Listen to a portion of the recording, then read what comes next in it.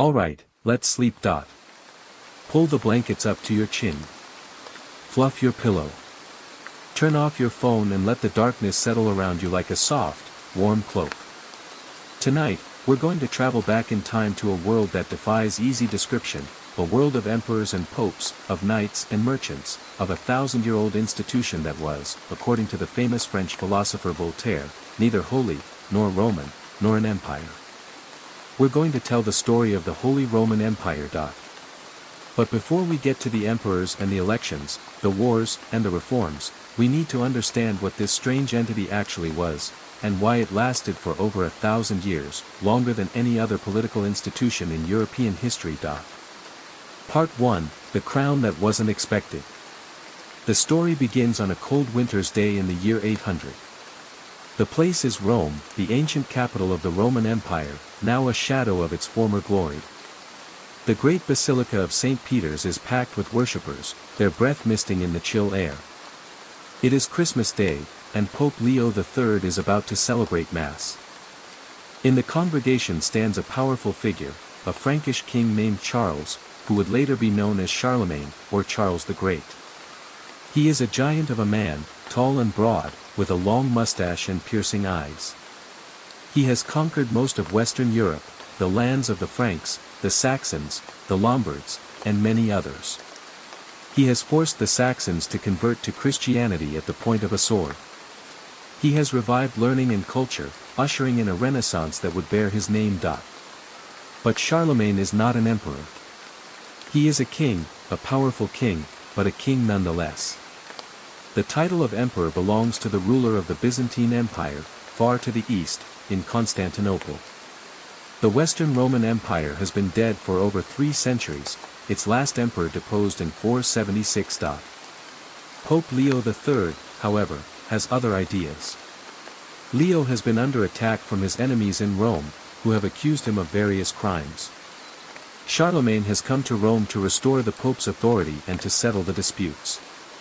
But Leo has a more ambitious plan. As Charlemagne kneels in prayer before the altar, Leo III approaches him, carrying a golden crown. Without warning, he places the crown on Charlemagne's head. The congregation erupts in acclamation, long life and victory to Charles, the most pious Augustus, crowned by God, the great and pacific emperor of the Romans. Charlemagne is said to have been surprised, perhaps even annoyed. He had not asked for this crown. He had not expected it. But he accepted it, and he became the first emperor in Western Europe since the fall of Rome. The coronation was a moment of breathtaking political theater. It established the principle that the Pope had the authority to crown emperors, a principle that would lead to centuries of conflict between popes and emperors. It also established the idea that there was a Christian empire in the West, a successor to the ancient Roman Empire, that could stand alongside, and rival, the Byzantine Empire in the East. Charlemagne ruled as emperor until his death in 814. His empire was vast, but it was not an empire, in the modern sense. It was a collection of territories, held together by personal loyalty to Charlemagne and by the force of his personality. When he died, his empire was divided among his grandsons, and it fragmented into what would become France, Germany, and the Middle Kingdom of Lotharingia.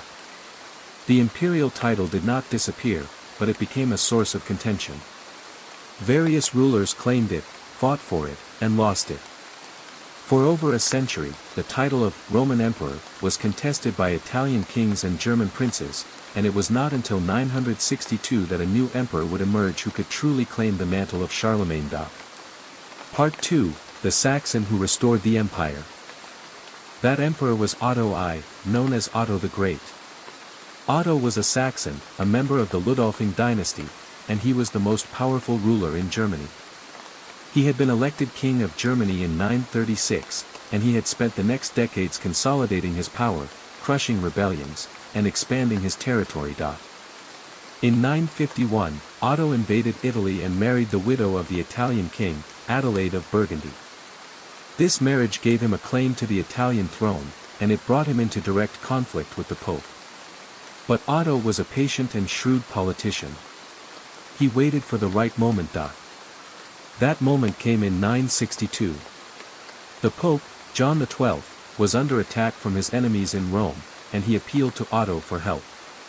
Otto marched into Italy, restored the Pope's authority, and on February 2, 962, he was crowned Emperor of the Romans by Pope John XII. Otto's coronation is often considered the true beginning of the Holy Roman Empire. Unlike Charlemagne, Otto established a continuous tradition of German kings who also held the imperial title. He created a system in which the King of Germany would be elected by the German princes, and then, after being crowned in Aachen, he would travel to Rome to be crowned emperor by the Pope. Otto was not content to be a figurehead.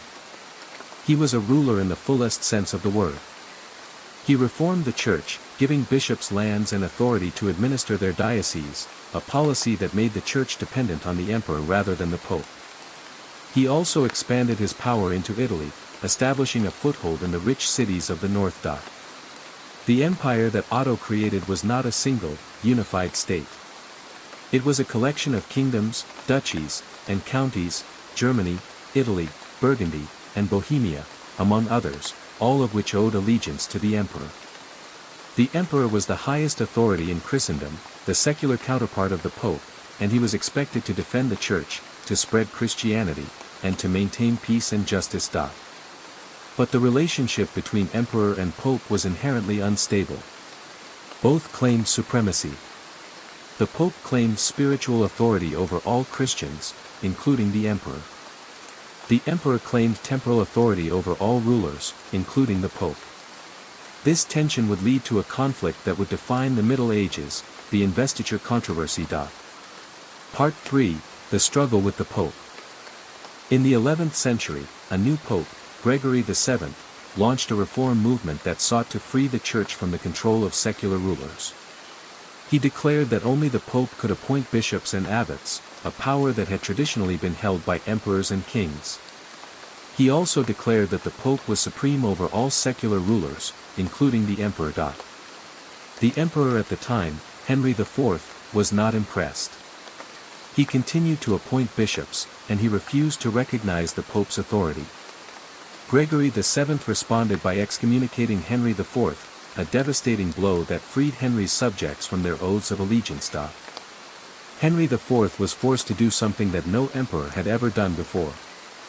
In the winter of 1077, he traveled to the Italian town of Canossa, where Pope Gregory was staying. He stood outside the castle, barefoot in the snow, wearing a hair shirt, and he begged for forgiveness. For 3 days, he waited, humiliating himself before the Pope. The Pope eventually forgave Henry, but the conflict was far from over. Henry IV continued to fight against the Pope, and the conflict escalated into a civil war in Germany. The struggle between popes and emperors would continue for centuries, with each side claiming supremacy over the other. The investiture controversy was finally resolved in 1122 with the Concordat of Worms. The emperor agreed to give up the right to appoint bishops, and the Pope agreed that bishops would be appointed in the presence of the emperor. It was a compromise that satisfied neither side, but it prevented further conflict. Part 4, The Emperor with the Red Beard. One of the most famous Holy Roman emperors was Frederick I, known as Frederick Barbarossa, Red Beard. Frederick was a member of the Hohenstaufen dynasty, and he was elected king of Germany in 1152. He was a tall, charismatic, and ambitious man, and he was determined to restore the glory of the empire. Frederick's reign was dominated by his struggle to control northern Italy. The wealthy cities of Lombardy, such as Milan, were asserting their independence from imperial control. They had formed the Lombard League, an alliance of cities that opposed the emperor. Frederick led 6 military campaigns into Italy, fighting against the cities and against the Pope. In 1155, Frederick was crowned emperor in Rome by Pope Adrian IV, but the ceremony was tense, and Frederick resented the Pope's insistence on his supremacy. He later added the word "holy" to the title of the empire, calling it the Holy Roman Empire, a name that would endure for centuries. In 1176, Frederick suffered a crushing defeat at the Battle of Legnano, where the Lombard League defeated his imperial army. He was forced to make peace with the cities and to recognize their autonomy. It was a humiliating defeat, but Frederick did not give up. He continued to fight for the empire, and he eventually made peace with the Pope. Frederick Barbarossa died on the Third Crusade in 1190, drowning in a river in Asia Minor. According to legend, he was taking a bath in the river when he suffered a heart attack, and his body was never recovered. The loss of Frederick Barbarossa was a devastating blow to the empire, and his death marked the beginning of a long decline. Part 5, The Great Interregnum. After the death of Frederick Barbarossa, the empire entered a period of instability. His successors, his son Henry VI and his grandson Frederick II, were powerful rulers, but they were also constantly at war with the Pope and with rival claimants to the throne. Frederick II was one of the most extraordinary figures of the Middle Ages. He was a brilliant scholar, a patron of the arts, and a man of remarkable intellect. He spoke 6 languages, he wrote poetry, he studied falconry, and he corresponded with scholars from all over the world. He was also, according to some, a skeptic, a man who questioned the teachings of the Church. Frederick II spent most of his reign in Italy, fighting against the Pope and against the Italian cities. He neglected Germany, allowing the German princes to increase their power at the expense of the emperor. When Frederick II died in 1250, the empire was plunged into a period of chaos known as the Great Interregnum. For more than 2 decades, there was no recognized emperor. Various claimants fought for the throne, but none could secure enough support. The German princes, seeing an opportunity, asserted their independence, and the empire became a loose confederation of territories, each ruled by its own prince. The Great Interregnum was finally ended in 1273 with the election of Rudolf I, a member of the Habsburg family. Rudolf was a relatively minor figure, but he was a capable ruler, and he established the Habsburgs as a major power in the empire. His election marked the beginning of Habsburg dominance, a dominance that would last for centuries. Part 6, The Habsburgs and the Golden Bull. The Habsburgs were a remarkable family. They had started as minor nobles in Switzerland, and they had risen to become the most powerful dynasty in Europe. Their motto was, "All the world is subject to Austria," and for a time, it seemed true. The Habsburgs were masters of marriage. They used strategic marriages to acquire vast territories, Burgundy, the Netherlands, Spain, Bohemia, Hungary, and many others. One Habsburg emperor, Maximilian I, famously said, "Let others wage war, you, happy Austria, marry." It was a strategy that worked brilliantly. In 1356, the Emperor Charles IV issued the Golden Bull, a document that formalized the process of electing the emperor. The Golden Bull established a group of 7 prince-electors, 3 archbishops and 4 secular princes, who would elect the emperor. The electors were the most powerful rulers in the empire, and they jealously guarded their right to choose the emperor. The Golden Bull was a crucial step in the development of the empire. It established a clear, legal procedure for the election of the emperor, and it limited the power of the emperor by making him dependent on the electors. The emperor could not rule without the consent of the electors, and the electors could not be overruled by the emperor. The Golden Bull also established a system of imperial governance that lasted for centuries. The emperor was the highest authority, but he was constrained by the electors, by the imperial diet, and by the princes of the empire. The empire was a constitutional monarchy long before the term was invented. Part 7, The Emperor Who Ruled Half the World. The greatest of the Habsburg emperors was Charles V, who ruled from 1519 to 1556. Charles V was the heir to the most extensive empire in European history. He was the ruler of Spain, the Netherlands, Burgundy, Austria, Bohemia, Hungary, and vast territories in the Americas. His empire was so vast that it was said that the sun never set on the Habsburg domains. Charles V was a remarkable ruler. He was intelligent, conscientious, and deeply religious. He was also burdened by the sheer scale of his responsibilities. He spent his reign fighting against the Ottomans in the east, against the French in the west, against the Protestants in Germany, and against his own debts. The most significant event of Charles V's reign was the Reformation. In 1517, Martin Luther had posted his 95 Theses, and the Protestant movement had spread rapidly through Germany. Charles V was a devout Catholic, and he was determined to suppress the Protestant heresy. Charles V summoned Luther to the Diet of Worms in 1521, where he demanded that Luther recant his teachings. Luther refused, and Charles declared him an outlaw. But the Protestant movement continued to spread, and Charles was unable to stop it. In 1555, Charles V was forced to sign the Peace of Augsburg, which recognized the right of each German prince to choose the religion of his territory, either Catholicism or Lutheranism. It was a compromise that preserved the unity of the empire, but it also acknowledged the irreparable split in the church. Charles V abdicated in 1556, exhausted by his struggles. He retired to a monastery in Spain, where he spent his final years in prayer and contemplation. He was succeeded by his brother Ferdinand, who became emperor, and by his son Philip, who inherited the Spanish throne. The Habsburg Empire was divided, but the family continued to dominate the empire. Part 8: The War that Devastated Europe. The religious tensions that had been simmering since the Reformation finally erupted in the 30 Years' War, which lasted from 1618 to 1648.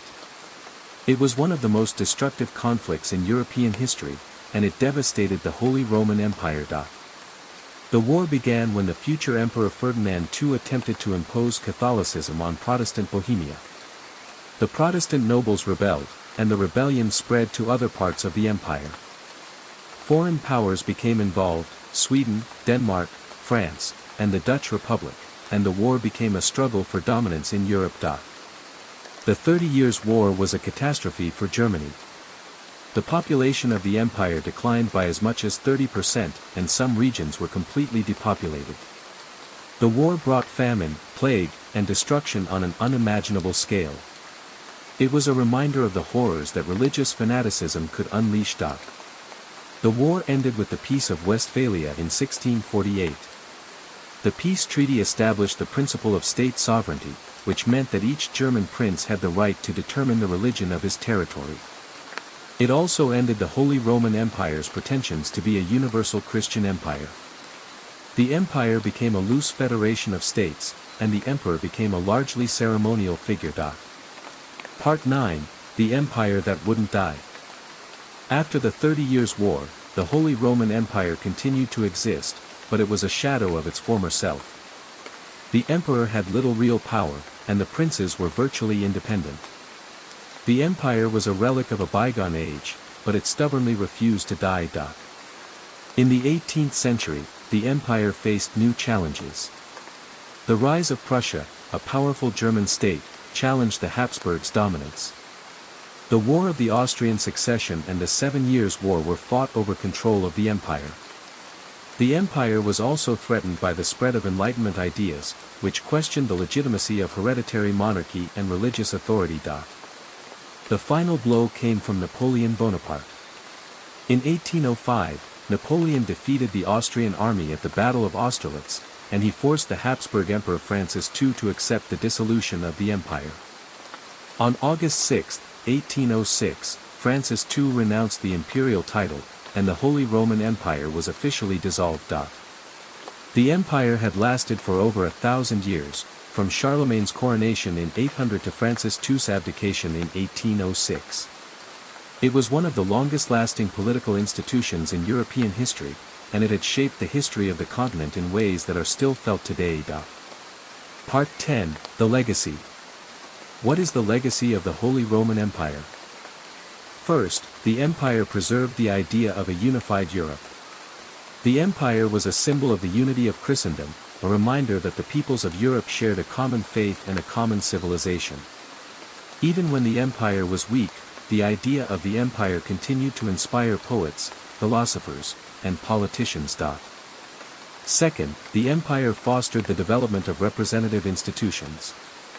The imperial diet, the electors, and the imperial courts were all examples of shared governance. The empire was not a modern democracy, but it was not an absolute monarchy either. It was a complex system of checks and balances, of shared power and mutual obligation. Third, The empire shaped the political geography of Europe. The empire was the source of the modern nations of Germany, Austria, Switzerland, the Netherlands, Belgium, and the Czech Republic. The borders of these nations were shaped by the empire, and their political institutions were influenced by the empire. Fourth, the empire was a laboratory of religious coexistence. The Peace of Westphalia established the principle of religious toleration, and it created a system in which Catholics, Lutherans, and Calvinists could live together in the same empire. This was a remarkable achievement in a time of religious fanaticism. And finally, the empire was a reminder of the fragility of power. The Holy Roman Empire was one of the most powerful political entities in history, but it eventually fell. It fell not because it was conquered by a foreign power, but because it had become irrelevant. The empire had lost the loyalty of its subjects, and it had lost its purpose. It was a reminder that no institution, no matter how powerful, can survive if it does not serve the needs of its people. Part 11, The Dream. Now, as you drift off to sleep, think about the Holy Roman Empire. Imagine Charlemagne, kneeling in St. Peter's Basilica, surprised by the crown that is placed on his head. Imagine Otto the Great, marching into Italy, restoring the Pope's authority, and establishing a new empire. Imagine Frederick Barbarossa, fighting against the Italian cities, his red beard blowing in the wind. Imagine Charles V, burdened by the weight of his vast empire, struggling to hold it together. Imagine the 30 Years' War, the devastation, the destruction, the loss of life. Imagine the Peace of Westphalia, the weary negotiators, the exhausted diplomats, the fragile hope for peace. Imagine the empire's final days, the defeat at Austerlitz, the abdication of Francis II, the end of 1,000 years of history. And imagine the legacy, the nations that were shaped by the empire, the institutions that were created by the empire, the ideals that were preserved by the empire. The Holy Roman Empire is gone, but it is not forgotten. It lives on in the stories we tell, in the institutions we have, and in the ideals we share. The empire was never truly holy, never truly Roman, and never truly an empire. But it was, for over 1,000 years, one of the most important political entities in European history.